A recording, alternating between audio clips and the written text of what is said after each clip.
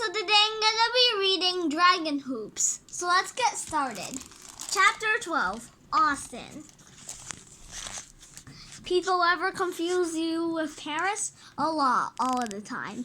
People at school, not at school, more like reporters. People who interview the team. It's like, hey, you're Paris Austin. No, I'm I'm Austin Walker. You're looking for him over there. Does it bother you? Nah, it's just a mistake. I don't really care too much. I know I'm Austin Walker. January 10th, 2015. Sacramento Dragons versus Bishop Odu Dragons. Yow, Miss Twist. Austin, drill. Austin had to sit out for a month of games after that, including the Tournament of Champions in Missouri. It was boring to be on the bench, but then I got to see guys who didn't play as much or get more time. That part was fun. Did he get his love of basketball from you? Andrew Walker, Austin's father. Well, I played a high school football, but not basketball. But basketball is an inner city sport, so I always had some passion for it. Austin's father grew up across the bay in San Francisco's inner city. Like Ivan in Paris, he's seen some things. He graduated from the San Francisco Santa Ignatz Preparatory, then earned a degree from the USC Berkeley, and became the public defender for the city of Oakland. He credits much of his success to his athletic education, which is why he sends Austin to Bishop Odu High School. I've gone to athletic school since kindergarten. Unlike his teammate Jeevan, Austin fit right in. Alleluia, alleluia, alleluia, alleluia. You felt at home from here. You felt at home here from day one. Then, yeah? There's one thing about Austin Walker. He, no matter where he is, he always seems at home. He's home at the classroom. Austin has one of the highest GPAs on the team. The very highest belongs to Cameron Patterson, 10th. On the road, Austin, you're making room with Nazmin. Make sure he wakes up on time, hoping Austin's sense of responsibility will rub off on the freshmen. We'll be the first ones down to breakfast, Coach.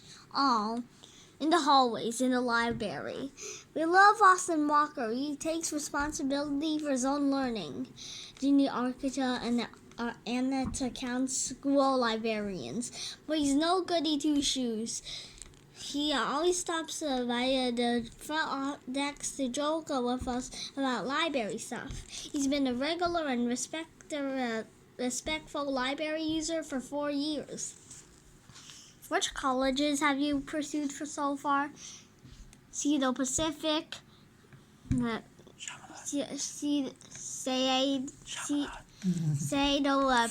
Pacific, Caramine University in Hawaii, Holly names. Have you decided what you're going to do? I don't plan on playing in college. I'm going to study business, maybe into sports management. What? You're going to stop playing? Hey, you can't play basketball forever. It's got to end at some point. And you're okay with ending it now? I've always been a student athlete. I've never been just a student. You want to see what that's like? I'll have a lot more time. Maybe I can pull a 4.0. So a state, assuming that you'll all make it to state, this will be the final game of your career. Yeah, I'm going to leave it all on the floor. I'm sure I don't have a complete picture of Austin Walker. I mean, when I was his age, I sure didn't give adults a complete picture of me. Even so, the solidity at Austin Walker's core is undeniable. Throughout the season, I've seen him fall. I've seen him get back up. Yo, Austin, ankle feeling all right? Yeah, Coach, I'm good. and he remained steady and drew it all on. Always confident, always ready for the next step, always Austin Walker. So maybe it isn't the fewest mistakes that wins. Maybe it's having the courage to take that next step, even at the risk of making a mistake. Jean, don't do it. I have to, honey, or my story won't be truthful. Truthful, your book is essentially a giant comic book. For crying out loud, and none of the people actually look the way you draw them. Not even you. I know I'm a lousy cartoonist, okay? What I'm saying is this isn't a documentary. You're allowed to change stuff. Heck, you've already changed stuff. I can't change this. The talk you had was even at the beginning of chapter 11. For example, that never happened. Yes, it did. It was just me over text instead of in person. I drew it to like it that so it would read more. Even me, Jean, I'm not really your wife, am I? I'm not really Dressa. Well, you're a cartoon of Dressa, but everyone in this book is a cartoon. That's not what I mean. I mean in the scene. I'm in your conscience. That's a bit melodramatic, don't you think? You're more like one side of debating I've been having. You don't want to hurt this school, do you? Oh, so you turned yourself into Brianna and Dean now. Figured you might listen better if I looked like your old dude's friends. Just answer the question. Of course I don't want to hurt the school. I love old dude. Look, I'm not revealing anything new. Anything involved with California high school basketball that Dan remembers. Anyone with Google can read about it now. Believe me, I've gone through this in my head over and over. When it comes down to it, I'm a story kind of guy, you know? So I have to do it right by the story. There's one moment right after the end of the season's very last game. What are you talking about? The season isn't even over yet. Let me just step out of the book's timeline for just a second. Listen. So this one moment, if I were writing fiction, it would be a feel-good moment, pure and simple. But I was actually there in real life, and what I felt wasn't good. But I guess it wasn't good, not good either. Maybe the best way I could put it is it wasn't only good. I felt this mismatch of emotions. Because I know what's happened before with Coach Phelps. I have to get across to the reader, don't I? What are you? I have had to get that across to you. What's this direct address bull crap?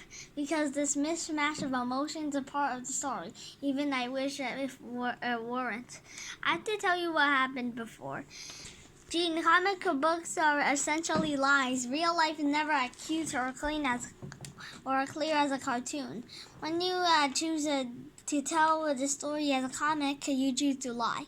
You might be right, but in this book, at least, I need to lie to serve the truth. You're making a mistake. You're going to lose the reader's symphony. You work on this book for years, Jean. Literally years. And here is where it all falls apart. I hope not, but maybe. Tap, tap, tap, tap, tap. February of 2003. One afternoon, I was approached by the head of math department. Jean, I need you to take over a section of the Algebra 2. Mike Phelps had been placed on indefinite administrative leave. Just before the game that would make him the winningest men's basketball coach in California history, Mike Phelps was charged with molesting a student in the 2060s. The accusers come to remain ominous. Our school was stunned. Coach Phelps was a 20-year-old back then at the very beginning of the career. of his coaching career. This was long before Coach Lou or any of the other coaches met him. Phelps entered a plea of not guilty. When he asked for a comment, he said, "It's just not true. How can I comment on something that's not even true?" Beginning in the 1980s, news article after news article came out about Roman Catholic institutions allowing and then covering up one horrific child abuse case after another. Bishop O'Dood has approached this issue with determined seriousness for as long as I've been here. Facility and staff are required to go through fingerprintings, screenings, and annual trainings. To every one of his former players and colleagues who I talked to, the charge went against everything they knew about the man. I never once thought any of it was true. Coach is best friends with my uncle, so I've been around him since I was a little kid. I was with him hundreds of times when no one else was around. I never saw any evidence of anything, not even a hint, nothing. Ryan Shaw, who was playing for the Los Angeles Lakers at the time, told reporters, "I'll take the stance he's innocent until proven guilty." This comes as a shock to everybody, especially in light of its coming out 36 years after the alleged fact. I remember the mood on campus back then. We held our collective breath, waiting for confirmation either way. Maybe more accusers will come forward the way they did in many of those other cases. Maybe Mike Phelps would be convicted, or maybe he would be found innocent, and we as a community could welcome him back. Confirmation never came. No other accusers came up forward. And in June 2003, the U.S. Supreme Court voided prosecutions for old sex crimes. The charges against Mike Phelps were dismissed. Even so, Bishop O'Dood High School asked him not to return. To this day, a pall of uncertainty hangs over the entire situation. Hey, if he's innocent, then what happened is a complete miscarriage of justice. But if not, Coach was always big on responsibility. You accept the consequences of your actions. What if everything that's happened to him, losing his job, losing his place in the community, losing his reputation, losing his legacy, losing his health, what if those are the consequences? Well, we don't really know. So what do you do when you're faced with that kind of uncertainty? After it all went down, I noticed that nobody wanted to touch him. I meant physically. Nobody wanted to be near him. That's when I decided, Steph, every time I see him, I'm going to give him a hug, a kiss on the forehead. I'm going to say, "How have you been, Coach?" Because he's still Coach, right? He's still human.